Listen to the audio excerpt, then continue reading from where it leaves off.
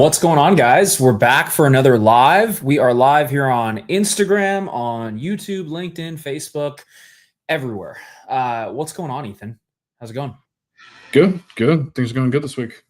Let's go. I know everyone's just joining, so if you're just joining, drop a comment down below. Let us know where you're calling in from. We would love to know. And then these sessions are pretty simple. We just use these as an opportunity to basically answer any questions you guys have around scaling your video business, anything that comes top of mind. We'll just workshop it live with you on this call. So this serves as a great free way for you to get your questions answered. So if you've had questions around scaling, it could be, how do I get more leads? How do I run profitable ads? How do I close deals? How do I craft a retainer-based offer? How do I hire a team? How do I manage a team? How do I start to remove myself from different parts of the business, right? That's one I was talking to Josh Ankenman about yesterday. He just hired his first salesperson, which is like a dream for him, which is awesome. And he's gotten off the sales calls and they're getting like $80 booked calls right now. It's insane. And they're selling $56,000 packages. Like, it is absolutely wild. And it just goes to show you, like, when you have the right system, the right tools, you can start to remove yourself from these places. So we got people calling from Toronto, from Canada.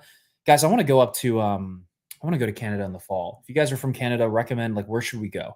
I would love to go to Montreal in the fall. Maybe we'll take a team trip there at some point. Just going up north is awesome. I love going up there. So we got people from Boston. Megan, what's up? Welcome. We're just getting everybody in here, guys. We're going to go over some wins, but while we're doing that, think of some questions you guys have that we can answer for you, and we're going to go through that today on this call. So let me pull up some wins from our private channel. Let's see here. Share screen. Window. There we go. You guys see this okay? Yep. Good. Cool. Good. David Vaughn just finished week 3 on the Monday board, launched his ad campaign, which is awesome. Abraham got his first win. He closed a psychiatrist on a 3-month for $8K deal, which is awesome. Huge.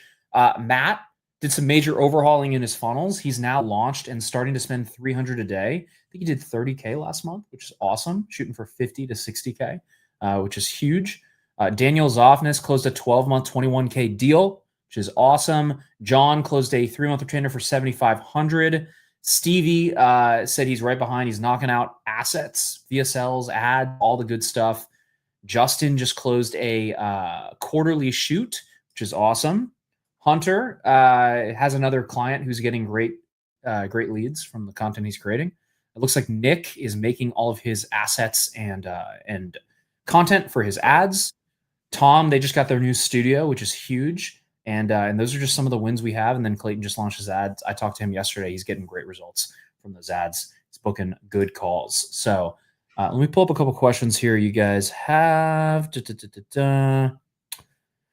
Mo Direct, how do I find leads? Seems today people don't care about pretty videos, but more so consistent ad content. That's a really good, really good thought. Ethan, what do you have on that? Like, why do people care more about that? People care about results. If you can speak the language of money, which every business owner does. Speak the language of money, then we can. I wasn't even doing that. But yeah, if you can just hold your hands like this. If you can speak the language of money, you gotta have every fingertip touching while you're doing that. Yeah. But yeah, if you can tie it to an outcome, a result, hopefully the outcome, that is the biggest thing. And you're absolutely right. I mean, and here's the thing too, like, think about it. People, like, these people are people with businesses who are paying you 10 grand, 15 grand, 20 grand. Like, they need to see a return on that. Like, they're not, these are small to medium-sized businesses. They're not endless money pits. You know, maybe you could get away with Fortune 500s where you're just like, hey, we're just going to create content that has no use or ROI. I don't get a return on investment. But like, with most clients, they're like, how do I make money from what I just paid you? Like, if I pay you 10 grand, how much money am I going to make back? And if you can't answer that question, then that becomes a problem. It becomes tough, right? Because then you can't show that. And the easiest way to show it is just run ads for your clients. And it's not hard, something we teach in the program, but like, take the content that you already know how to create, format it in a proper way with like a hook, call to action, pain points, the whole shebang, and then run that as an ad to get your clients more leads, right? Very, very simple, easy add-on service that you can charge 5, 6, 7, 8K a month for. And people will pay you that monthly if they're making a return, right? And you could do a lot less work if they're making money. Like Ethan, if I'm paying you, 10 grand a month as a video provider, and you're making me 100K back, I really don't care how much you're working every day because you're making me 100K back, right? So it's like, you could work an hour dude, a you day. can come into the office whenever you want. Like you can do whatever you want. You can make your own schedule. You can take vacations as long as I'm still making money on, whatever I paid you for. So it's like, it's the same concept here, guys. And then how do you find the leads? To answer that, I would be running ads is usually the easiest way to have inbound traffic coming to you. Very, very difficult when you're reaching outbound and you have to beg and plead people. You have no authority when you're doing that, right? And people just don't trust you when that's the case. So you have to have traffic coming in, they're seeing an ad, they're booking a call with you, and then they're turning into a conversation of somebody who's actually interested in working with you, right? Yep. And doing outbound requires so many more touch points. So many more. It's so much work. It's such a grind. It can work. Outbound does work. I don't want to say it doesn't. It does. It's just you have to do 10 times as much effort. And here's the thing, like all advertising works. It's just how efficiently does it work? That's the question you need to be asking. So it's like if I put one input in over here and I get one input out over here, that's not very efficient. I don't have a lot of leverage there. But with ads, if I put one input over here and I get 100 inputs out over here, it's a lot easier for me because I'm getting a lot more out over here, right? I put the same one input in, but instead of getting one out, I'm getting 100. And that's what ads is it's leverage. You make the video once, you launch the campaign, you pay for the leads, you could sit back, you could be anywhere in the world, you could be on vacation, you could be on set, you could be doing whatever, and you'd still be getting leads as long as your campaigns are performing. So, yep. And like you said with Josh, he's getting $80 booked calls. If he could take 10 calls with 10 people and he's going to close 2, maybe 3 of those. I said your salesperson could close nothing in the first 10 calls and you could still be insanely profitable because you're selling something for 50K, right? Yep. Versus if you're doing outbound, you might reach out to 10 people. You may not even get a call. You may not get any responses. Like nobody. Yep. Yeah. Nobody. Yeah. Yeah, exactly. That's so true. What other questions? We got some people on here. We got Cool Down Productions. We got Jake Bradley Photo. We got Sammy. We got CM Shots. Mo Direct. Hopefully that answers your question. We got Daniel from Sweden. Daniel from Sweden over here, which I love. Okay. I got to go to Sweden. We got Cool John. We got Miguel. Awesome, guys. What other questions do we have? Megan, do you have any questions for us? I know you're tuning in from Boston. I got some family up in Boston. That's a great city. I love it up there. It's awesome. Mo Direct says, so I've kind of stepped back on the videography for a bit and structured an offer on organic YouTube content that brings inbound leads for my clients. Mostly been outbound, but man, it's been a grind. Yeah, I mean, it is a grind. I would say, why not create an ad that talks about that offer, gets people to then come in, book a call with you, and then you can talk to them about creating organic content to bring them organic leads, right?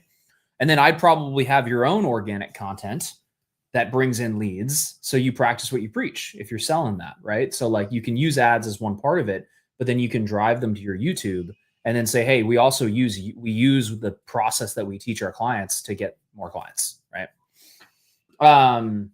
Megan says, tell me more about structuring retainer-based clients. Yeah, I mean, if you have a specific question that might help, but basically with retainer-based clients, they're paying you on an ongoing monthly basis for some sort of outcome or set of deliverables that you'll be getting, right?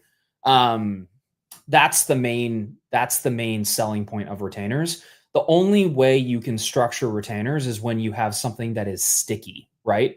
Meaning like they're going to continue to pay for it on an ongoing basis over and over and over again. So like creating a brand video every month isn't very sticky because clients don't need a brand video every month, right?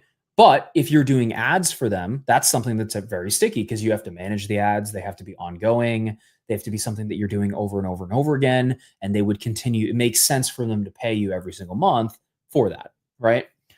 What are you suggesting in terms of deliverables? We have pricing sheets and stuff that we give our full clients. There's also some examples on my YouTube. But as far as deliverables and tiers, we usually do a 3, 6, and 12 month offer.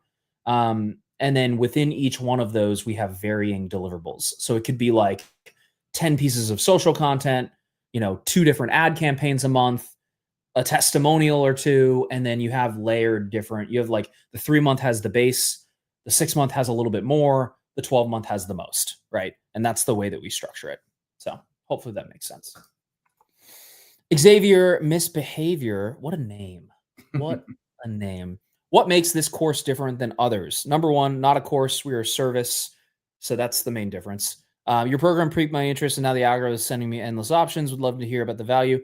I don't know, man. I mean, maybe nothing, right? Maybe we're not different from any of the other ones. I guess the only thing I would say is like, maybe go look at the case studies we have on our site. We have like 300 of them at this point. Masterfilmmaker.com/case studies, I believe. Yeah, you can check that out. But yeah, I mean, maybe nothing. It really just depends. I'm not going to sit here and toot my own horn. There's a lot of people out there with a lot of great value. It just comes down to what's important, right? So like the main thing we teach is ads. A lot of other programs do not teach that. They teach you cold outbound. They teach you LinkedIn. They teach you, sending a bunch of Loom videos all day to try to get people to work with you.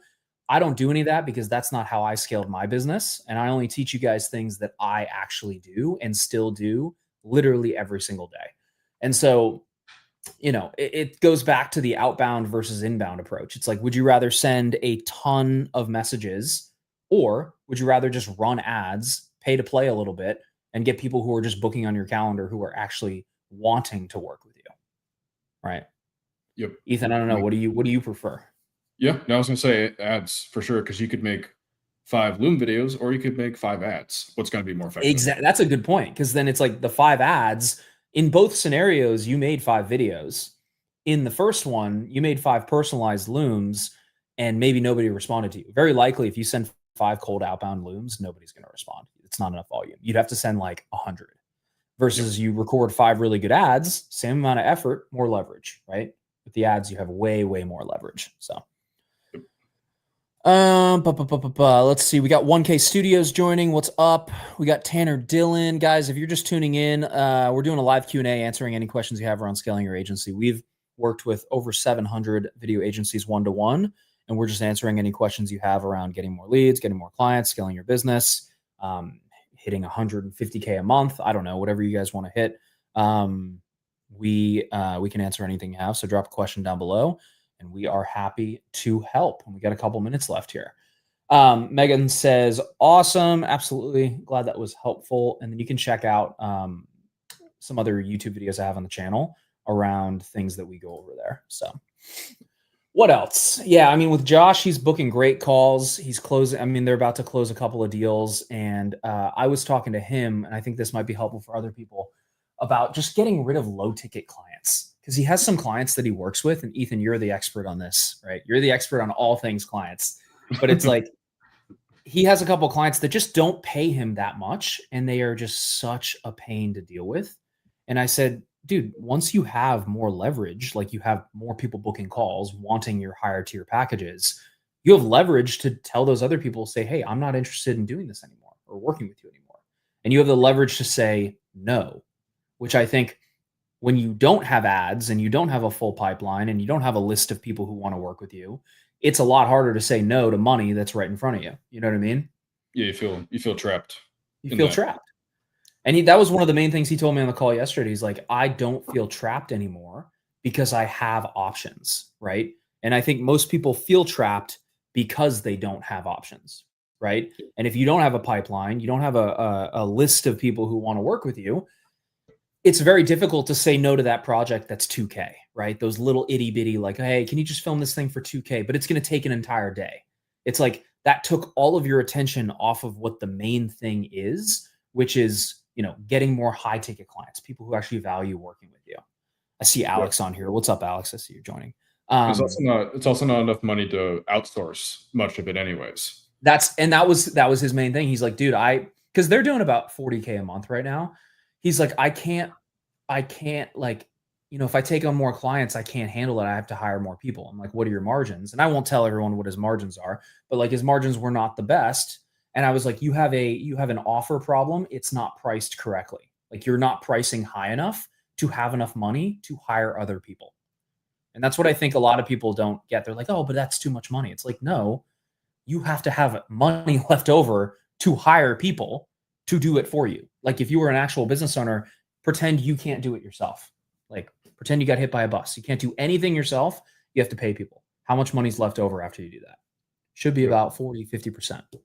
And if it's not, then you have a pricing issue. There's a problem with how much you're charging.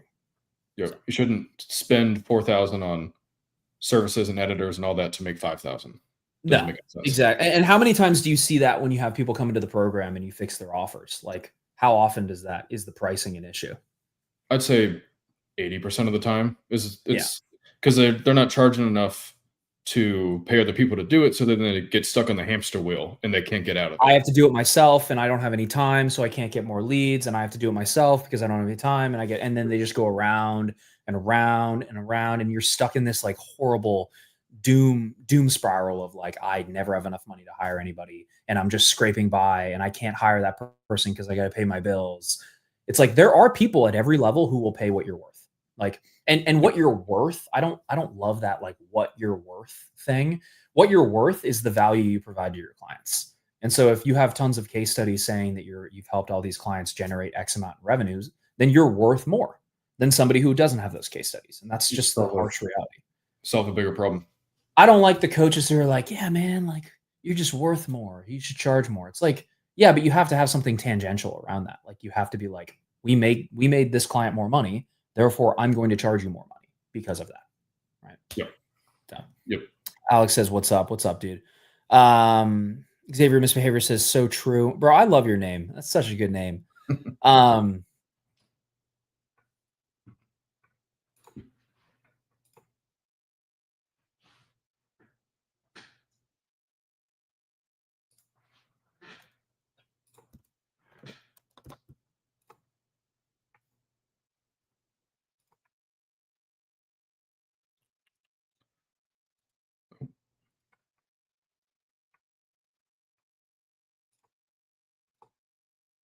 Eric, you there?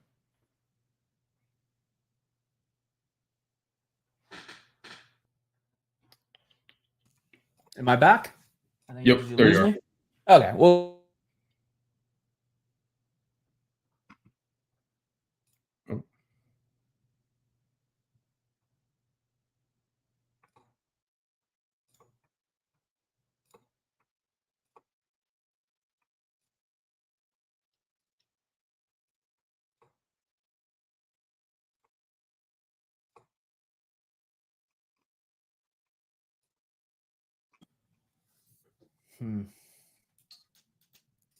Oh, I think I hear you now.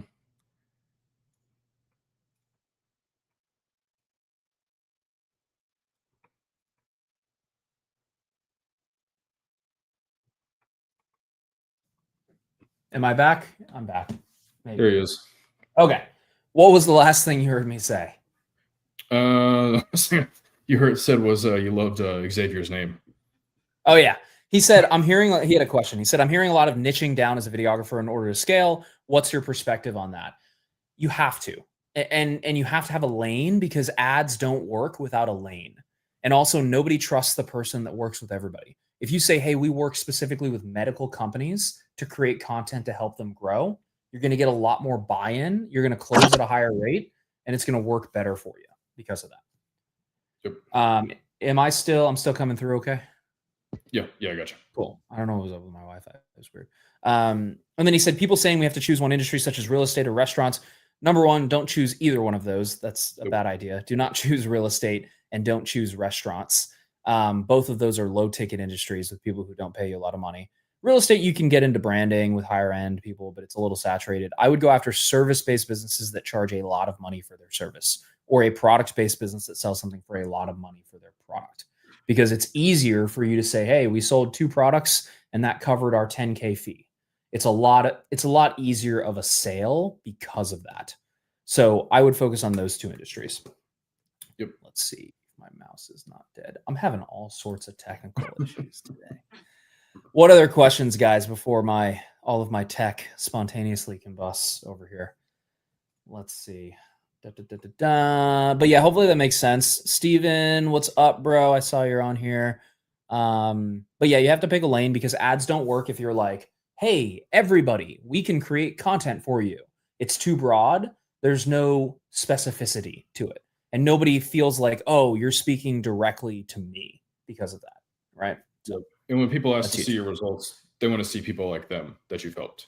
Yeah, it's like, would you guys trust us if I didn't have 300 case studies of other video agencies that we've worked with and helped scale? What if it was like, I work with video agencies and I work with with coaches and I work with home service companies and I work with medical companies and I work with hospitals and it's like you wouldn't trust me as much because I work with all these people, and in the back of your mind you're like, oh, can this guy actually help me, right? You don't believe it. Alex says, for the pre-qualifying questions, is it okay to wait? Is it okay to wait if they do qualify to send the calendar like 2 hours on a trigger, or is it better to just immediately send the booking calendar straight after? Okay, I think I understand what you're saying. So you're running like an ad. I saw your ads. I love them. They're great, dude. So I think you're running an ad to a lead form, or I think you're running an ad to a calendar page. I don't remember. If you're running ad to lead form and you get the lead before they go to the calendar, speed to lead is key. Number one, never send the booking link. Number two, speed to lead is king. So like if you're driving them to a lead form, then a booking calendar, which is what I probably would recommend based on what we've seen across our 700 clients, then when they opt in, if after 2 minutes they don't book the call, you should be calling them immediately and qualifying them. And then be like, hey, saw you reached out about booking a call. How can we help? Blah, blah, blah. Okay, great. Let me set you up on a time. Like speed to lead there is so critical for getting that booking. I would not wait or send a booking calendar link because no one does anything when you send a link. Like, yep. Yeah, exactly. That makes sense. That's what I would do. Speed to lead is king. So like for us, when someone opts into our funnel, our SDR team calls them literally within 30 seconds. So it's like people forget what they click on. So you have to be quick on it, and you're going to make a lot more money by just calling the leads. Cool. I appreciate that perspective. How would you go about identifying a high ticket lane that plays into your interests and strengths? I would look at who have you worked with in the past? So have you worked with any high ticket service businesses before? If so, what industries are those in?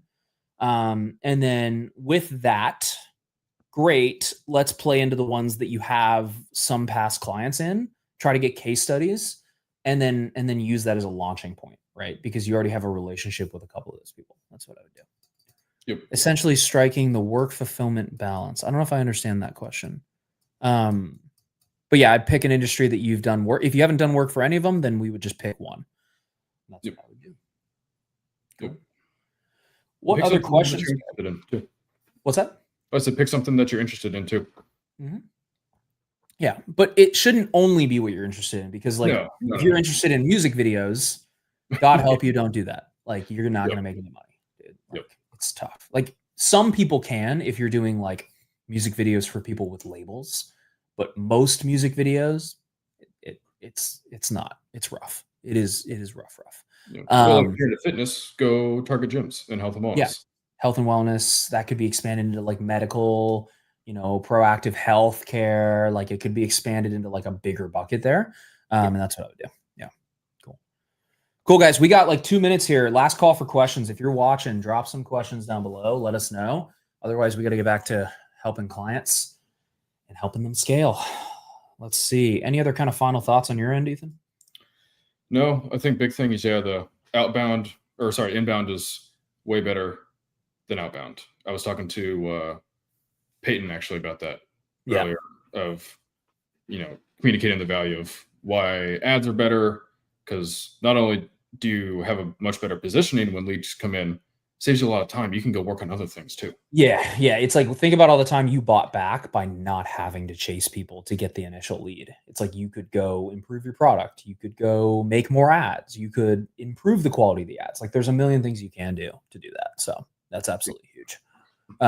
Cool, guys. Well, last call. If you have any questions or want to learn more about what we do at Master Filmmaker, if you're on Facebook, LinkedIn, YouTube, there's a link below this live to book a call with our team to see if we can possibly help. If you were on Instagram, go to the link in the bio, and we have a bunch of training, and you can book a call with our team if you want to learn more. Last question. our favorite guy today, Xavier Misbehavior. Yes, Definitely not making money on music videos unless the artist is label signed. Yep. Do you guys provide resources for finding the right niche? Yeah, we're a service provider, just for clarity for everybody. Like Ethan will onboard you personally. We work with our clients one-to-one, hands-on. Like, this is not a course. This is not like something where we throw you into a bunch of modules. This is like me, Ethan, Evan, Hakeem, our entire service team is working with your video business to help you guys scale. And so like, we'll work with you and have multiple meetings to help you figure out, hey, this is the right type of niche. This is the price points. These are the offers. We'll copy and paste all the things that are already working for our clients that are doing 50 to 100 to 150K a month. And then you could just copy and paste that, but we'll work with you to do that, if that makes sense. So, yeah, cool. Man, Esteban joining, all the OG clients. What's up, Esteban? How's it going? Any other questions, guys? We're wrapping up here in the next 2-3 minutes. We're answering anything about getting more leads, scaling your business, offers, sales, hiring team, all that jazz. Let us know, and we're going to do a last call here. I'm looking over at Instagram while I'm doing this. Yeah. Any final thoughts? I'm going to ask you again. Any second round of final thoughts? No, I think aside from the ads, the niche thing is so big. Like I said, you can't service everybody. You got to have a lane that you specialize. Well, and if you end up saturating a specific vertical, then just we make a new funnel for a new vertical, and we run that as well. So it's like we saturated medical. You're not going to saturate medical, by the way. But if that is a concern, then you'd make a different funnel and go directly into it, like a different vertical from there, right? Then you just go do a couple projects for free, get results, case studies, and then you just scale that one up too. Yeah, it's just nobody's going to trust you if you work with everybody. It's just not realistic. So, S1 says, "What up? Good to see you guys. Good to see you too, dude. We need to make another trip out to Colorado and see you. It's so much fun out there. We gotta go skiing. Yeah, it's so nice, especially in the winter." Xavier says, "Thank you, boys. Great to meet you." Absolutely, dude. Hope that's helpful. If you want to learn more, book a call. We're happy to speak to you.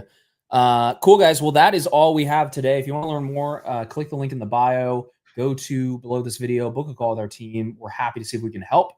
And with that being said, we will see you guys in the next one. Peace. Yeah.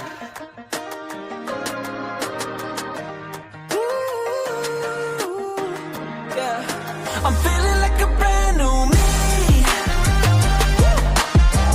Brand new, brand new. Brand new, brand new. I blew away the clouds I was standing under. Traded all my rainy days for a little summer. I fly so high.